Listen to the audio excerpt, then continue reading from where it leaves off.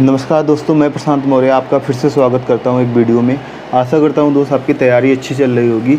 और आज की इस वीडियो में मैं बात करने वाला हूं हिंदी के टॉपिक वाइज के बारे में कि चैप्टर वाइज में आपको कितने कितने मतलब क्वेश्चन आते हैं और कितना आपको थोड़े से में पढ़ना है। क्योंकि दोस्तों जब मैंने फरवरी में एग्ज़ाम दिया था तो 37 में से मैंने 35 क्वेश्चन करके आए थे और 35 के 35 सही क्वेश्चन करके आए थे। तो वही मैं आपको बताऊंगा, आपको बहुत थोड़ा सा पढ़ना है। और जो मैंने आपको नोट्स प्रोवाइड किया है, नवीन सर ने हिंदी पढ़ाया हुआ है, आप नवीन सर के बारे में जानते होंगे, तो उन्हीं से मैंने पूरा नोट्स बनाया हुआ है। तो एकदम तरीके से नोट्स बनाया हुआ है। अगर आप उसको पढ़ लेते हैं, कम से कम 5-6 बार आप रिवाइज कर लेते हैं, तो मैं कहता हूँ दावे के साथ कि आप वहाँ पे एग्ज़ाम में 30 से 35 क्वेश्चन आराम से करके चले आएंगे। मैं 35 करके आऊँ, जैसे आप लोग नए हैं तो आप 32 क्वेश्चन तो आराम से कर लेंगे। और दोस्तों मैं आपको एक बहुत ही अच्छा वाक़या बताता हूँ कि जब मैंने फरवरी में एग्ज़ाम दिया था, उससे पहले जब मैं मॉक टेस्ट में लगाता था, कभी मेरे 35 क्वेश्चन कभी नहीं सही हुए थे। ज़्यादा से ज़्यादा कभी 33 क्वेश्चन हाईएस्ट था। कभी 30 सही होते थे, कभी 31, कभी 28, कभी 30, ऐसे मॉक टेस्ट में सही होते थे। लेकिन जब फरवरी में मैंने एग्ज़ाम दिया तो मेरे वहाँ पे 35 क्वेश्चन सही हुए थे। क्यों आपको ऐसा लगता है, क्यों ऐसा हुआ? क्योंकि जो मॉक टेस्ट का लेवल होता है, यहाँ पे थोड़ा सा उसका लेवल होता है, लेकिन जो आप पेपर एग्ज़ाम में देने जाएंगे वहाँ पे इससे लेवल डाउन होता है। अगर यहाँ पे आप 25 क्वेश्चन कर रहे हो तो आप वहाँ पे जाके 28 से 30 क्वेश्चन आराम से कर लोगे। अगर जो मैंने नोट्स दिया है, अगर आप उसको अच्छे से रिवाइज कर लेते हो, क्योंकि बहुत थोड़ा सा सब चीज़ इसमें दिया हुआ है, तो आप आराम से 32 प्लस क्वेश्चन कर जाओगे। और हिंदी में जिसने 32 और 33 क्वेश्चन कर लिए, समझ लो उसका सिलेक्शन होगा। अगर जो हिंदी में 30 के नीचे रह जाएगा उसका यूपी पुलिस में सिलेक्शन नहीं होगा, क्योंकि हिंदी ही है जो आपको अच्छे मार्क्स दे सकती है। आपको इसमें निश्चित है कि आपको कहाँ से क्या पढ़ना है। जीएस में आपको अनंत है, आपको पता ही नहीं है कि इतने 6-7 सब्जेक्ट हैं, कहाँ से क्या क्वेश्चन आएगा। तो हिंदी जो है ये मार्क्स गेनिंग सब्जेक्ट है, आपको इस पे काम करना होगा। और जो मैंने नोट्स दिया है आपको इसको बार बार रिवाइज करना होगा पेपर तक। तो आइए आपको बताता हूँ कि चैप्टर वाइज में आपको क्या क्या पढ़ना है। इससे पहले दोस्तों बता दूँ, आप सबका इंस्टाग्राम पे मतलब टेलीग्राम पे तो मैसेज आ ही आ रहा है, इंस्टाग्राम पे काफ़ी मैसेज आ रहा है। तो दोस्तों आप थोड़ा सा वेट कर लेना, क्योंकि मुझे पढ़ाई भी करनी होती है। मैं टाइम निकाल के आप सबके मैसेज का रिप्लाई कर दूँगा। हो सके तो आप टेलीग्राम पे मैसेज किए, नहीं तो आप इंस्टा पे मैसेज करते हैं, मैं धीरे धीरे सबका रिप्लाई कर दूंगा। और दोस्तों मैं टेलीग्राम चैनल का लिंक अभी मैं कमेंट में पिन कर देता हूं, वहां पे 500 से ज़्यादा लोग जुड़ गए हैं। और मतलब बहुत अच्छे तरीके से किसी के पास जो भी नोट्स, क्योंकि मेरे पास सारे नोट्स हैं तो मैंने वहाँ पे शेयर कर रखे हैं, जीएस के, गणित के, हिंदी के सारे नोट्स हैं, यूपी जीके के। और जिसके पास जो भी होता है लोग वहाँ पे शेयर कर देते हैं। तो हमारी सबकी तैयारी में मतलब एक अच्छा सा हो जाता है तैयारी करने के लिए। कहीं से कोई चीज़ पढ़ने को मिल जाती है, कहीं से कोई चीज़ पढ़ने को मिल जाती है, तो आप वहाँ से जुड़ सकते हैं। और रही बात हिंदी की, तो आज मैं इसी के बारे में बात करने वाला हूँ। तो दोस्त आप निराश मत होइए, इतना आप कमेंट्स करते रहते हैं भैया स्कोर नहीं बढ़ा, स्कोर नहीं बढ़ा। दोस्तों 1 महीना पढ़ने से स्कोर नहीं बढ़ेगा। जब आप लगातार, मैं कहता हूँ आप पेपर नज़दीक है, आप 11 घंटे 10 घंटे कम तो आप पढ़िए ही मत। और मैंने इसका टाइम टेबल बना के टेलीग्राम ग्रुप में डाल दिया है कि आप किस सब्जेक्ट को कितना टाइम दें। और मैंने ऑलरेडी इसका वीडियो भी बनाया हुआ है कि किस सब्जेक्ट को आपको कितना टाइम देना है। तो आप इसको फॉलो करिए। अगर 10 घंटे से नीचे कोई पढ़ रहा है और नया स्टूडेंट है, तो दोस्त कंपटीशन बहुत ज़्यादा है, तो आप अपने आप को समझिए आप कहाँ लेवल पे हैं। आप मॉक टेस्ट दे रहे होंगे। और दोस्त मैं आपको यही कहूँगा कि आप RWA पे जुड़ जाइए, वहाँ का ऐप डाउनलोड करिए और संडे को यूपी पुलिस मॉक टेस्ट का वहाँ से लगाइए। और हम वहाँ पे मंडे को यूट्यूब चैनल पे उसका एनालिसिस लेके आएंगे, जहाँ पे सब लोग लाइव जुड़ेंगे मंडे को 11 बजे। लाइव जुड़ने से क्या होगा कि हमें पता चलेगा एक्चुअल में स्कोर क्या होना चाहिए। क्योंकि मेरे एक अकेले बताने से ये नहीं पता चल जाता कि स्कोर कितना होना चाहिए। आज के मॉक टेस्ट में ये इजी था या हार्ड था। तो मैंने ग्रुप में पोल डाला था, वहाँ पे सब लोगों ने बताया भैया आप लाइव आइए मंडे को, तब हम सबको पता चलेगा। और जिसका जो डाउट होगा वहाँ पे पूछ भी सकते हैं। तो वहाँ पे काफ़ी शानदार मौका होगा। तो आप लाइव भी आके जुड़िएगा और आप मॉक टेस्ट जो वहाँ से RWA से दीजिएगा ज़रूर। तो हिंदी की बात हम करते हैं दोस्त। हिंदी में आपको सबसे पहले पढ़ना है वर्णमाला। वर्णमाला से आपको 1 से 2 क्वेश्चन आते हैं। वर्णमाला इतना आसान, अगर आप, मैं कह रहा हूँ 5 बारी 3-4 पेज में मैंने वर्णमाला दिया हुआ है। अगर आप एक बारी ठीक से पढ़ लीजिए, फिर 3-4 बारी उसको रिवाइज कर लिए, आप वहाँ से आराम से क्वेश्चन बना लेंगे। फिर संधि आता है। संधि में आपको बहुत आसान दे देगा। आप पेपर उठा के मतलब देख लीजिए, वहाँ पे आपसे पूछेगा इसमें कौन सी संधि है, तो बहुत वहाँ से भी आप कर लेंगे। समास से एक क्वेश्चन आएगा, समास, ये भी मैं आसान मानता हूँ, लेकिन आपको एक बार पढ़ना पड़ेगा। लिंग आप पहचान लेंगे, इसमें हिंदी में 2 ही लिंग होता है, पुल्लिंग होता है, स्त्रीलिंग होता है। आपको दे देगा 4, उसमें पूछेगा पुल्लिंग कौन सा है, स्त्रीलिंग कौन सा है, ये भी कर लेंगे। एक क्वेश्चन लिंग से आ जाएगा, एक क्वेश्चन समास से, संधि से 1 या 2 क्वेश्चन आएगा, वर्णमाला से 1 या 2 क्वेश्चन आएगा।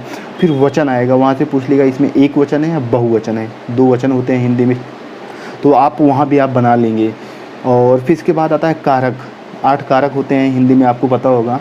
और कारक से 2 से 3 क्वेश्चन आते हैं। तो जो मैंने नोट्स बनाया हुआ है इसमें कारक एग्जाम्पल के साथ काफ़ी एग्जाम्पल दिए हुए हैं। आप एक बार पढ़ लेंगे तो आप यहाँ से कारक आराम से कर लेंगे, क्योंकि कारक से 1 से 2 क्वेश्चन आता है। काल भी आप पहचान लेंगे कि ये भूतकाल में है कि भविष्य काल में है कि वर्तमान काल में है।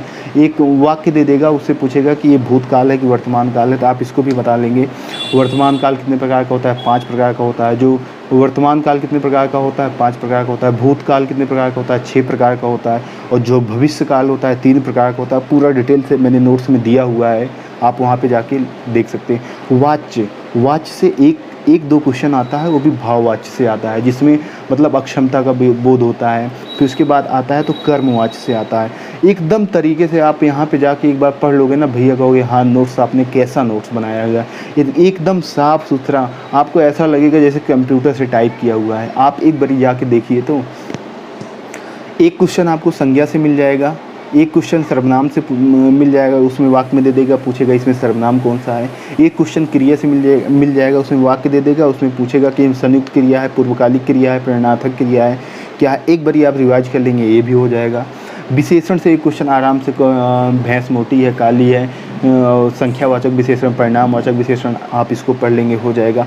अव्यय आपको पढ़ना पड़ेगा। अव्यय जो मैंने नोट्स बनाया हुआ है, इतना शानदार नोट्स बनाया हुआ है कि अभी आपको इसमें दिख नहीं रहा होगा। आप उसमें जाना तो आपको जो नोट्स मैंने प्रोवाइड किया है वहाँ पे देख सकते हैं। और अव्यय में से क्रिया विशेषण अव्यय में से, और रीतिवाचक जो इसमें होता है, रीतिवाचक उसमें से ज़्यादा क्वेश्चन आता है क्रिया विशेषण, क्योंकि अव्यय 4 प्रकार का होता है। आप पढ़ लोगे तो आपको पता चल जाएगा।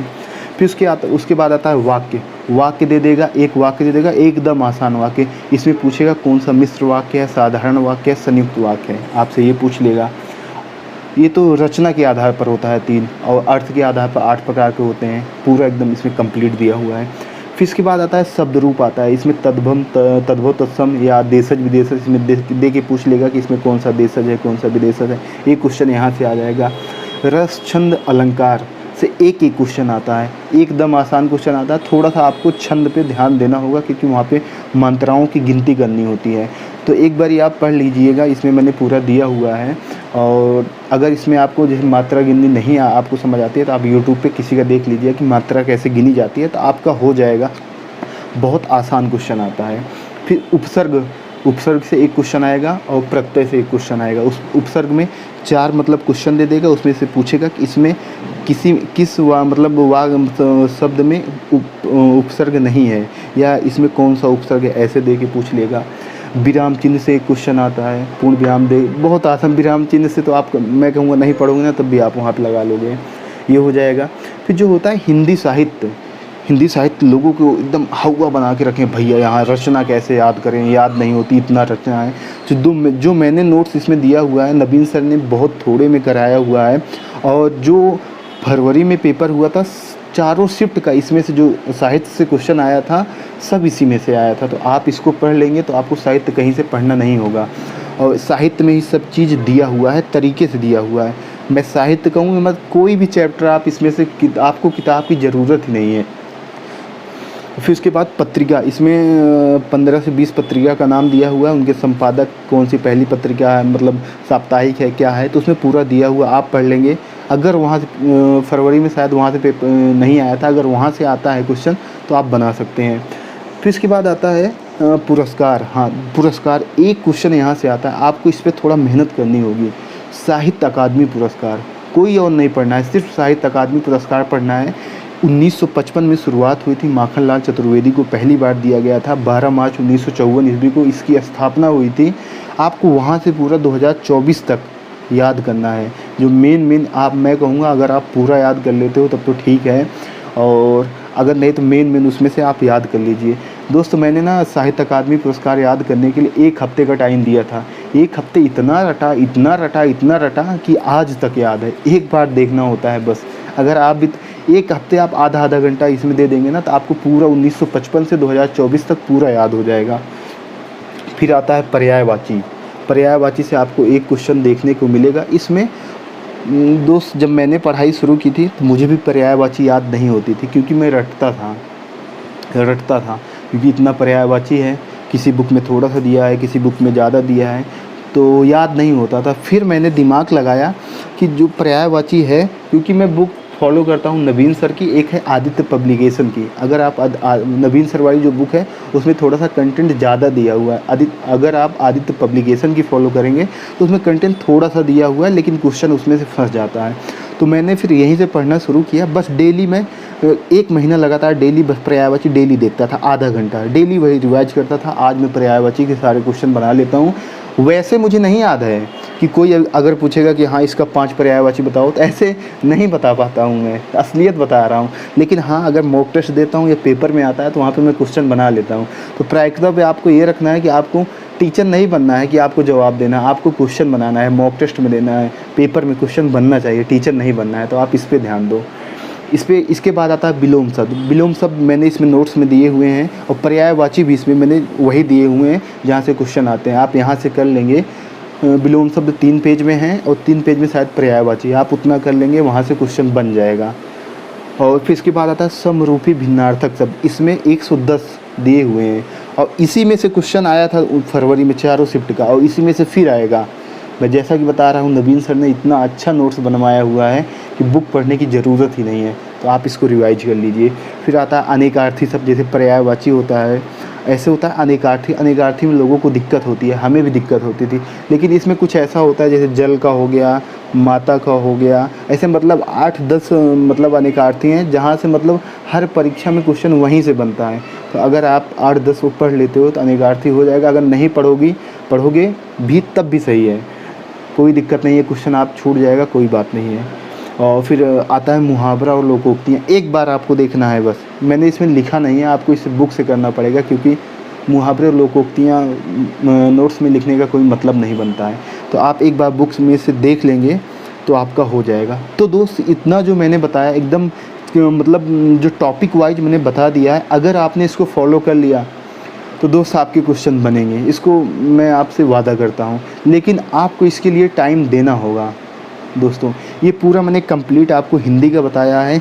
हिंदी में जिसने मैंने कहा 32+ क्वेश्चन मैं वहाँ पे कर लिया पेपर में, तो उसका सिलेक्शन पक्का है। और जो 30 के नीचे रह जाएगा उसका सिलेक्शन कतई नहीं होगा, इसको ध्यान रखना, क्योंकि जो हिंदी है वो मार्क्स गेनिंग सब्जेक्ट है। आशा करता हूँ दोस्त आपको ये पसंद आया होगा। और निरंतर आपको जो भी कोई दिक्कत हो, आप डाउट ग्रुप में जुड़ जाइए टेलीग्राम में, वहाँ पे आप पूछ सकते हैं। और इंस्टाग्राम वालों का मैं जवाब देता रहूँगा धीरे धीरे, क्योंकि पढ़ाई भी करनी होती है। और दोस्त 10 घंटे का शेड्यूल बनाइए, जब तक आप अपने आप को तपाएंगे नहीं तब तक आप सोना नहीं बनेंगे, इसको याद रखना। जितना आप अपने आप को मेहनत देंगे उतना ही आपको बाद में सफलता मिलेगी, इसको याद रखना दोस्तों। और एक प्यारा सा कमेंट कर देना दोस्तों, क्योंकि बहुत मेहनत से मैं वीडियो बनाता हूँ, कंटेंट पूरा एक बार नोट करता हूँ, मुझे पढ़ाई भी करनी होती है। लेकिन मैं आप लोगों का कमेंट आता है टेलीग्राम में कि भैया आप ऐसे गाइड करते रहिएगा, क्योंकि अभी तक हमें मतलब कोई ऐसे नहीं बताता था कि क्या है, कहाँ से क्या पढ़ना है। यूट्यूब पे मतलब बहुत से लोग ऐसे वीडियो बना रहे हैं, उसमें लोग टेलीग्राम में कमेंट कर भैया कह रहे हैं मत 1 महीने में 250 स्कोर। बताओ, हम 2 साल से तैयारी कर रहे हैं, 250 हम नहीं कर पा रहे हैं, 240-45 पे रह जा रहे हैं। जो नया बच्चा आया है, जो नया दोस्त हमारा, नई बहन है, वो 250 कैसे कर पाएगा आप बताओ। मतलब लोगों ने इतना हवा बना के रखा है, आइए बस 15 दिन में करके जाइए। तो दोस्त आपको थोड़ा सा इससे बच के चलना है, आप इस पे थोड़ा ध्यान दीजिएगा। आशा करता हूँ दोस्त आप मतलब ये वीडियो पसंद आया होगा। ओके दोस्तों, नमस्कार।